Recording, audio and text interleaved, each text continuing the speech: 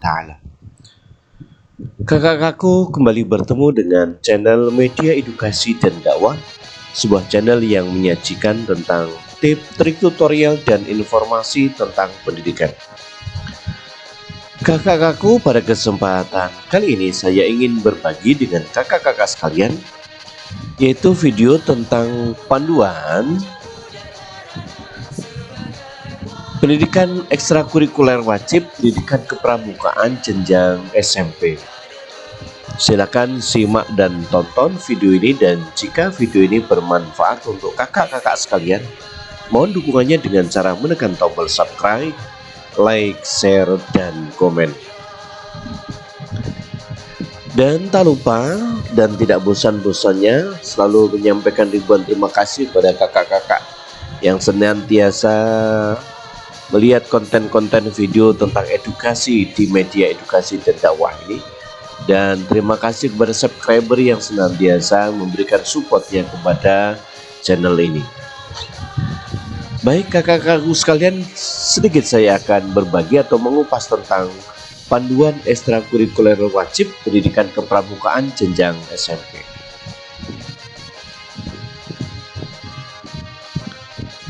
Kakak sekalian, bahwa sesuai dengan Peraturan Menteri Pendidikan dan Kebudayaan Nomor 9 Tahun 2020 tentang perubahan atas Peraturan Menteri Pendidikan dan Kebudayaan Nomor 45 Tahun 2019 tentang organisasi dan tata kerja Kementerian Pendidikan dan Kebudayaan, salah satu tugas dan fungsi Direktorat Sekolah Menengah Pertama adalah menyusun norma standar, prosedur, dan kriteria di bidang peserta didik, sarana prasarana dan tata kelola dan penilaian pada sekolah menengah pertama, dan pendidikan layanan khusus pada sekolah menengah pertama.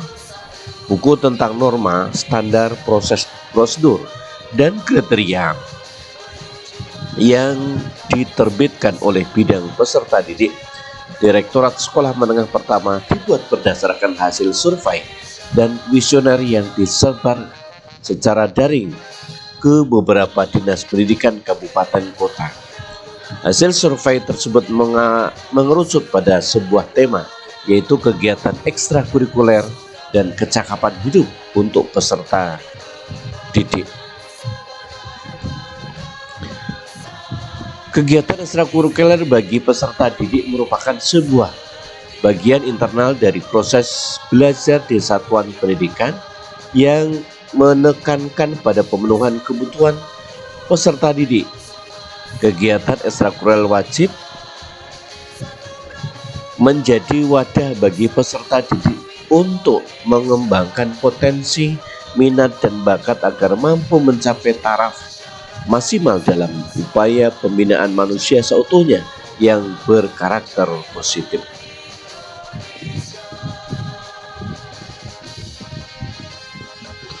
Kecakapan hidup bagi peserta didik merupakan kemampuan pengetahuan yang dibutuhkan peserta didik untuk belajar berpikir kritis, kreatif, inovatif, dan dapat berkomunikasi dengan efektif di abad ke-21 ini. Oleh karena itu, melalui buku ini kami berharap upaya pembinaan ekstrakurikuler jenjang sekolah menengah pertama dapat lebih mudah dipahami dan dilaksanakan guna mencapai cita-cita tersebut.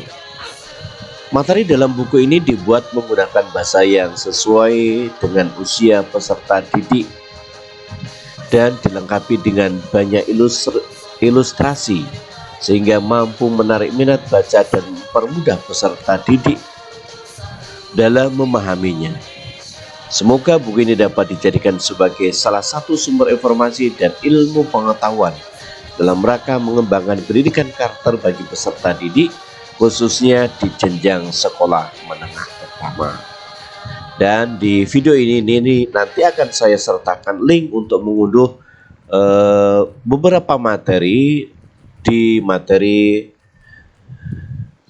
ekstrakurikuler wajib pendidikan kepramukaan jenjang SMP ini.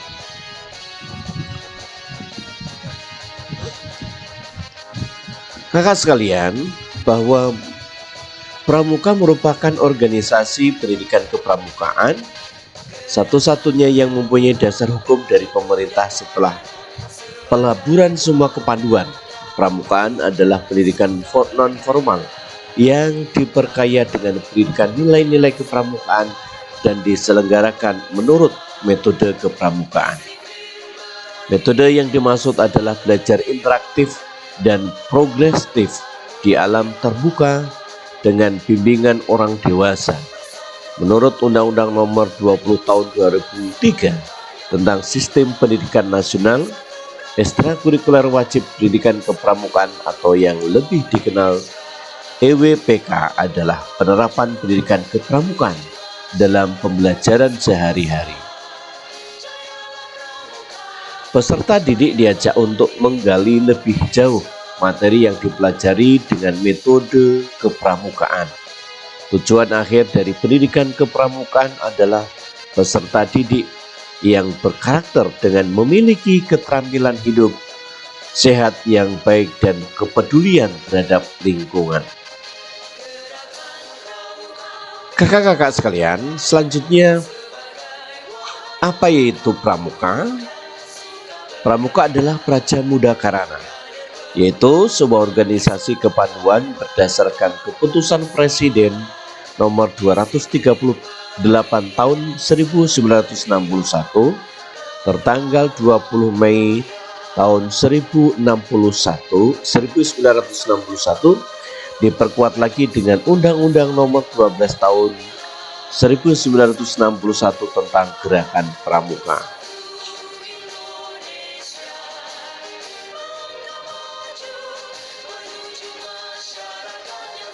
Kakak sekalian, bagaimana sih penyelenggaraan dari ekstrakurikuler wajib pendidikan kepramukaan jenjang SMP ini? Peran utama adalah yaitu kepala sekolah. Apa tugasnya? Tugas kepala sekolah adalah memberikan bimbingan kepada guru kelas dan pembina pramuka dalam melaksanakan pendidikan kepramukaan sebagai ekstrakurikuler wajib. Ini sebagai penggerak utamanya adalah kepala sekolah ya. Jadi di sebuah satuan pendidikan, pramuka itu hidup atau tidak, berjalan atau tidak, semestinya penggeraknya adalah kepala sekolah ya. Selanjutnya tugas, peran dan fungsi kepala sekolah dalam ekstrakurikuler wajib. Kepala sekolah berfungsi memfasilitasi guru kelas dan pembina pramuka dalam pendidikan kepramukaan sebagai ekstrakurikuler wajib di sekolah.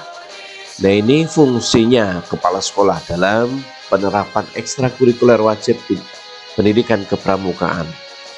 Selanjutnya perannya apa? Peran kepala sekolah ini melakukan koordinasi dengan kuartir ranting dalam pengembangan kelembagaan gugus depan yang berpangkalan di sekolah. Ini perannya, yaitu senantiasa berkoordinasi dengan kuartir ranting gerakan pramuka ya, dalam pengembangan kelembagaan gugus depan yang berpangkalan di sekolah. Selanjutnya, apa kompetensi yang harus dimiliki kepala sekolah agar bisa menggerakkan ekstrakurikuler wajib pendidikan kepramukaan? Ada 10 kompetensi kepala sekolah dalam pendidikan kepramukaan. Yang pertama, disetujui sertifikat pelatihan Majelis Pembimbing Gugus Depan Gerakan Pramuka dan berijazah KMD. Ini minimal bahwa kepala sekolah itu harus sudah pernah mengikuti KMD atau kursus mahir dasar. Yang kedua, memahami peran selaku Ketua Majelis Pembimbing Gugus Depan Gerakan Pramuka di sekolah. Ini kepala sekolah harus benar-benar memahami perannya sebagai Ketua Majelis Pembimbing Gugus Depan. Yang ketiga, mengelola gugus depan dengan baik dan benar. Yang keempat, memberikan bimbingan dan bantuan kepada pembina pramuka, guru, peserta didik, dan gugus depan di sekolahnya. Ini sangat penting sekali, yaitu memberikan bimbingan dan bantuan. Selanjutnya, yang kelima adalah memecahkan masalah dalam pelaksanaan kepramukaan di satuan pendidikan. Dan yang keenamnya, memfasilitasi pemenuhan semua kebutuhan dan sumber belajar kepramukaan. Ini Fungsinya, tugas, dan perannya ini bahwa kepala sekolah itu harus memberikan fasilitas dan pemenuhan semua kebutuhan untuk kegiatan kepramukaan. Yang ketujuh, menyerap aspirasi masyarakat untuk mengembangkan kepramukaan di sekolah. Dan yang kedelapan, berkoordinasi dengan pemegang kebijakan, gugus depan dan kuartir ranting atau kuartir cabang. Yang kesembilan, berkoordinasi dengan orang tua melalui rapat peserta didik dan lembaga lainnya terkait dengan insidentil. Dan yang 10, menghadiri musyawarah dan kegiatan gugus depan atau kuartir ranting. Nah, selanjutnya kakak sekalian, apa tugas guru kelas atau guru mata pelajaran dalam ekstrakurikuler wajib pendidikan kepramukaan jenjang SMP ini? Tugas guru mata pelajaran atau guru kelas adalah menyiapkan bahan dan informasi tentang sikap dan keterampilan yang ingin diaktualisasikan dalam pendidikan kepramukaan sebagai ekstrakurikuler wajib. Nah, ini tugasnya ya sebagai seorang guru mata pelajaran atau wali kelas. Lalu fungsinya apa? Fungsinya melakukan sinergi dengan pembina pramuka untuk memperkuat pelaksanaan pendidikan kepramukaan sebagai ekstrakurikuler wajib. Nah, ini dalam menjalankan kegiatan kepramukaan ini harus bersinergi dengan pembina pramuka. Kemudian peran sebagai wali kelas atau guru mata pelajaran adalah membangun kerja pembina pramuka.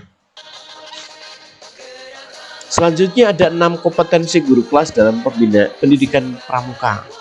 Apa saja 6 kompetensi guru kelas itu? Yang pertama, disetujui sertifikat pelatihan majelis bimbing gugus depan dengan gerakan gugus depan gerakan pramuka dan berijazah KMD. Nah, ini diharapkan semua guru mata pelajaran maupun wali kelas harus sudah pernah mengikuti kursus mahir dasar atau KMD. Yang kedua, memahami kepramukaan sebagai ekstrakurikuler wajib di sekolah dan mendukung kompetensi didiknya. Dan yang ketiganya adalah mengaktualisasikan materi pembelajaran dengan kepramukaan. Yang keempat, penerapan prinsip dasar metode kepramukaan sistem antara dan kiasan dasar dalam proses pembinaan. Selanjutnya, kompetensi yang kelima adalah mengikuti perkembangan kepramukaan bernuansa kekinian, bermanfaat bagi peserta didik dan masyarakat lingkungan, serta tetap berada dalam koridor ketaatan kode kehormatan pramuka. Ini sangat penting ya, mengikuti perkembangan kepramukaan bernuansa kekinian ya, mengikuti zaman, tetapi tidak terlepas dari koridor ketaatan kode kehormatan pramuka. Dan yang keenamnya adalah memerankan diri sebagai orang tua, guru, kakak, mitra, konsultan, motivator, dan fasilitator dalam kegiatan peserta didik. Ini sangat penting sekali ya, kompetensi yang harus dimiliki oleh seorang guru kelas maupun wali kelas ya, atau dan guru mata pelajaran. Selanjutnya, apa peran dan tugas pembina pramuka? Pembina pramuka bertugas yaitu merencanakan, melaksanakan, dan mengevaluasi pendidikan kepramukaan sebagai ekstrakurikuler wajib di lingkungan satuan pendidikan. Ini tugas pembinanya adalah merencanakan, melaksanakan, dan mengevaluasi. Lalu, apa fungsi dan peran pembina pramuka di ekstrakurikuler wajib pendidikan kepramukaan? Fungsinya manajemen terlaksananya, menjamin terlaksananya pendidikan kepramukaan sebagai ekstrakurikuler wajib dalam menguatkan dan pemantapan sikap dan kecakapan peserta didik. Kemudian lakukan koordinasi dengan kepala sekolah, guru kelas, guru mata pelajaran dalam pelaksanaan pendidikan kepramukaan sebagai ekstrakurikuler wajib. Selanjutnya, ada 10 kompetensi yang harus dimiliki sebagai seorang pembina pramuka. Apa saja? Di antaranya: 1. Disetujui sertifikat pelatih Majelis Pembimbing Gugus Depan Gerakan Pramuka dan berijazah KMD. Nah, ini seorang pembina pramuka di satuan pendidikan minimal dia harus sudah berijazah KMD. 2. Memahami kebutuhan kurikulum 2013 dalam menerapkan sikap dan keterampilan yang harus dimiliki peserta didik. 3. Menjadi teladan panutan untuk peserta didik. 4. Membina peserta didik menjadi pribadi beriman, berakhlak mulia, berjiwa patriot, menjunjung tinggi nilai-nilai luhur bangsa, sehat jasmani dan rohani. Kemudian yang kelima, menerapkan prinsip dasar metode kepramukaan, sistem antar dan kiasan dasar dharma, kiasan dasar proses pembinaan. Kemudian yang keenamnya, melaporkan hasil pendidikan pramuka kepada orang tua melalui nilai rapot ekstrakurikuler wajib. Selanjutnya, kompetensi 7 adalah mempunyai pertanggungjawaban terselenggaranya kegiatan kepramukaan yang teratur dan terarah sesuai dengan visi dan misi. Kemudian yang ke-8, membesarkan gugus depan dengan selalu memperbaiki komitmen dan yang baik kepada orang tua, wali pramuka, dan masyarakat. Yang ke-9, mengikuti perkembangan kepramukaan bernuansa kekinian, bermanfaat bagi peserta didik dan masyarakat lingkungan, serta tetap berada dalam koridor ketaatan kehormatan pramuka. Dan kompetensi yang ke-10 yang harus dimiliki seorang pembina pramuka adalah memerankan diri sebagai orang tua, guru, kakak, mitra, konsultan, motivator, dan fasilitator dalam kegiatan peserta didik. Nah, inilah sekelumit tentang pendidikan ekstrakurikuler wajib pendidikan kepramukaan di jenjang sekolah menengah pertama atau SMP. Ya, selanjutnya bahwa panduan ekstrakurikuler wajib pendidikan kepramukaan jenjang SMP ini juga saya sertakan link untuk mendownload materi-materi tentang panduan ekstrakurikuler wajib pendidikan kepramukaan jenjang SMP. Nah, demikian kakak-kakak sekalian ya, video pada kesempatan kali ini yaitu tentang ekstrakurikuler wajib pendidikan kepramukaan jenjang SMP. Mudah-mudahan bisa mengedukasi dan memberikan manfaat kepada kakak sekalian dalam mengembangkan gerakan pramuka di satuan pendidikan atau di gugus depannya masing-masing. Silakan nanti download materinya di video ini ya, saya sertakan linknya. Terima kasih sekali lagi sudah menonton video ini. Apabila video ini bermanfaat untuk sahabat sekalian, mohon dukungannya dengan cara menekan tombol subscribe, like, share, dan komen. Terima kasih, sampai bertemu kembali pada video berikutnya. Assalamualaikum warahmatullahi wabarakatuh.